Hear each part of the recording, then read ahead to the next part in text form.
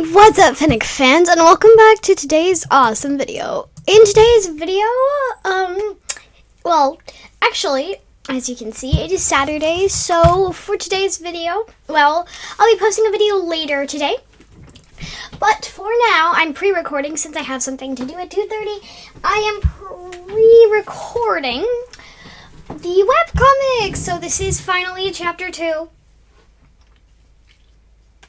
I'm so happy I could finally get back on here and just read another chapter with you guys. So if you guys don't remember, The Great GemstoneClans is my book, and yeah, so this is my series.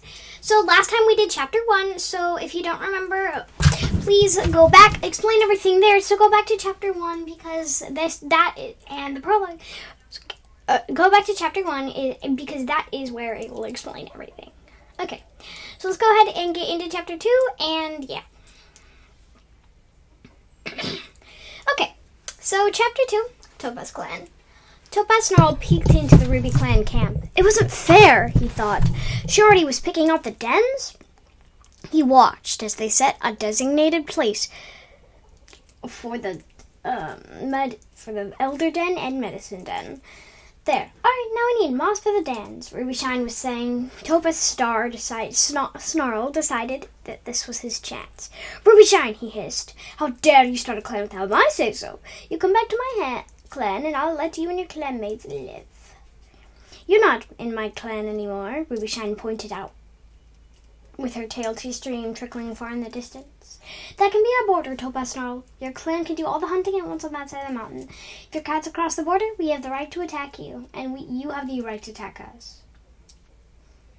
What nonsense, Topaz Snarl thought. Fine, but see that cave? He flicked his tail. The cave had every gemstone, rubies, topazes, emerald, and sapphire. That's where we get our 9 lives. But we need a deputy and medicine cat.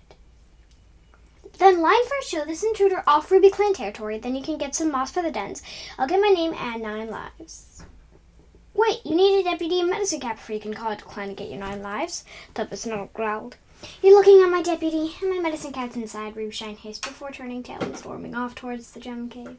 Fine, Topaz Snarl growled. He had to catch up. The mountain was a long, thick circle. They needed another border with each other in order to keep from hunting on each other's territory.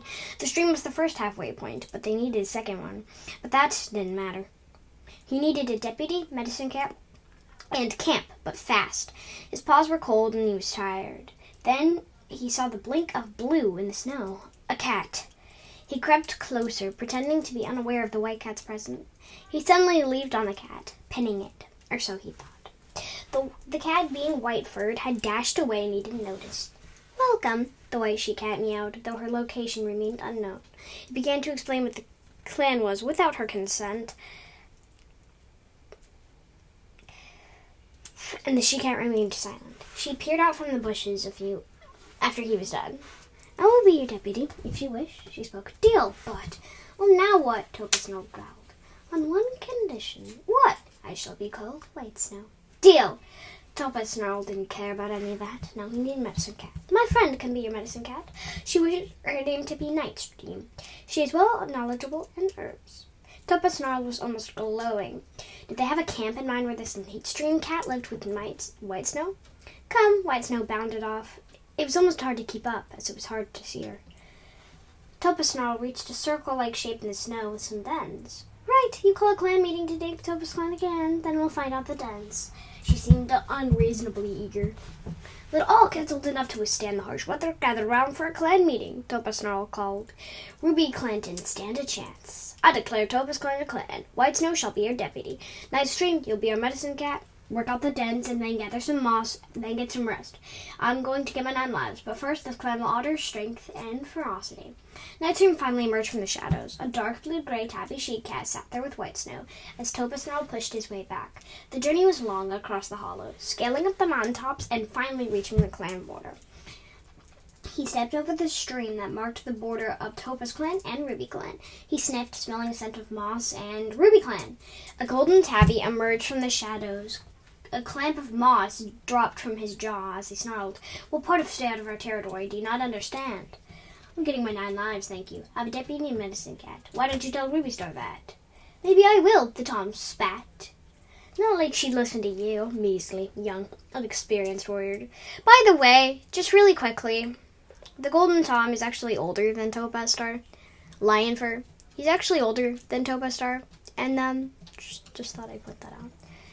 In fact, she will listen to me. I'm her deputy, the Tom growled. Continue. I shall give you an escort to the gemstone cave, making sure you don't steal any Ruby Clan prey. Geez, you're so defendant about your borders already. Need you to drop off the moss for the dens. The Tom ignored his rudeness to his appointment. Then you can leave. And he sent, and your clan is dead meat, the Tom growled. Fine. The Tom entered a slip in the rock. He dropped the moss at a pale Tom's feet, and he took it. Thank you, the Tom murmured. He looked and sounded no older than 12 months himself. Just please do the nursery first. I'd like to keep my kitten mate warm. The Tom's voice had some meaning to it, as if it carried a secret message Topaz Snarl didn't understand. The other Tom nodded, seeming to understand the sorrow in the golden cat's voice. The pale brown Tom picked up the mouse and headed to a certain slope, which Topaz Snarl guessed was the nursery. Right, the golden Tom addressed. Shoo, get your 9 lives, and then leave. I'd like to speak to Ruby Star. There's a cleft there. Meet me at the full moon. We can talk there.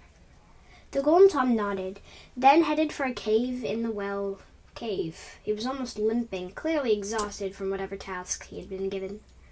Topaz Snarl entered the gemstone cave. He saw a pool lying on the floor. Welcome, Topaz Snarl, the voice was called. Topaz Snarl lapped the water, then laid down. His nose tapped the water, and he fell into darkness. Hello, Topaz Snarl.